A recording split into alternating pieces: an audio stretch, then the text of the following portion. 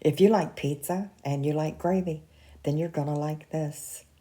Stick around and I'll show you how I make it. This recipe is for one 12-inch pizza. Start by frying 4 slices of bacon until crisp. Scrape up all of the brown bacon bits from the skillet, and you're going to pour that into a small cup. You want the flavor of the bacon grease, but you don't need all of it. You're going to add about 2 tablespoons back into the skillet. Add in 2.5 tablespoons of flour and salt to taste to cook that for about 2 minutes. You want to make sure there's no flour taste left in that. And then add in 1 cup of milk. Just add 1/2 cup at a time and stir that until it comes to a simmer. And then you can add in about 1/4 cup of cheese, and I'm using cheddar cheese. After the cheese melts, just pour the gravy into a small bowl and set aside.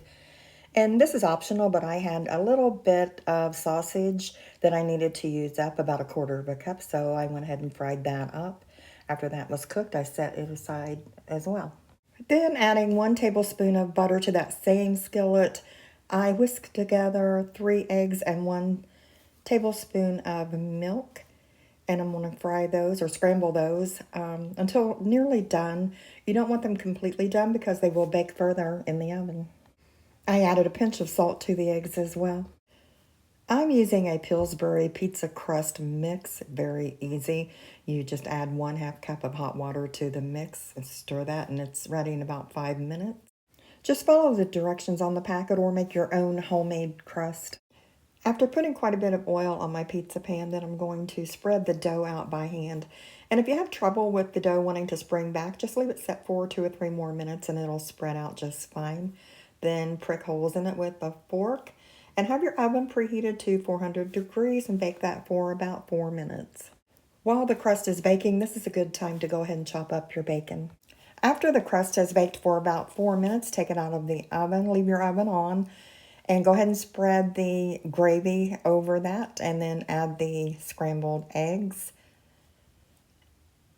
Then you're going to add on the sausage and the bacon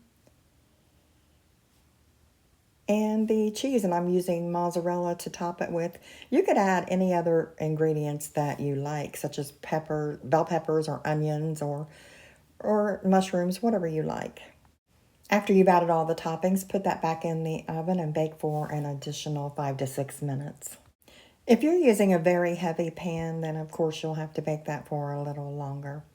And if you've followed me very long at all, you know that I am a fan of hot sauce, so of course I had to sprinkle a little bit of Frank's on mine.